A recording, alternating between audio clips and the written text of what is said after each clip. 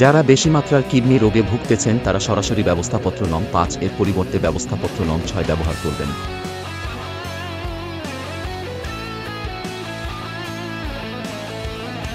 ব্যবস্থাপত্র নং 6। 1. Tablet গ্লাকাজাইড 80 milligram সকালে ও রাতে খাবারের আগে গ্রহণ করুন। 2. ট্যাবলেট সিটাগ্লিপটিন 100 মিলিগ্রাম সকালে ও রাতে খাবারের পর গ্রহণ করুন।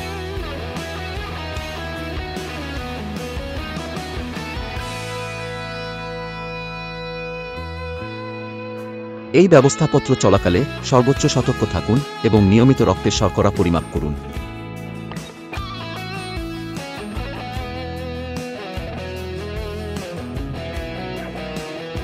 আপনি কখন ঔষধের ডোজ কমাবেন বা বাদ দিবেন?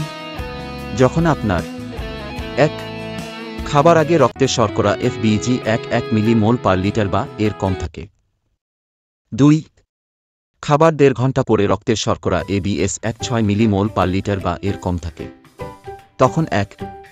ওষুধ শুধুমাত্র সিটাগ্লিপটিন 100 মিলিগ্রাম এর পরিবর্তে সিটাগ্লিপটিন 50 মিলিগ্রাম 2 বেলা গ্রহণ করুন এবং গ্লাইকাজাইড 80 মিলিগ্রাম 2 বেলা অথবা রক্তের শর্করা বেশি কমে যাচ্ছে মনে হলে শুধুমাত্র 1 বেলা গ্রহণ করুন অথবা ব্যবস্থাপত্র নং 4 এ ফেরত আসুন।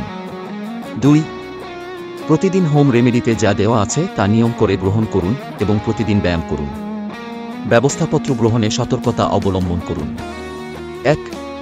নিয়মিত রক্তের শর্করা পরিমাপ করুন। 2. ঔষধ গ্রহণের যে কোনো সময় খারাপ লাগলে দ্রুত রক্তের শর্করা পরিমাপ করুন এবং ঔষধের ডোজ কমান অথবা ঔষধ গ্রহণ বাদ দিন। 3. বেশি খারাপ লাগলে অথবা ব্যবস্থাপত্র না বুঝলে নিকটস্থ ডায়াবেটিক্স ডাক্তারের সাথে অথবা আমার সাথে যোগাযোগ করতে পারেন।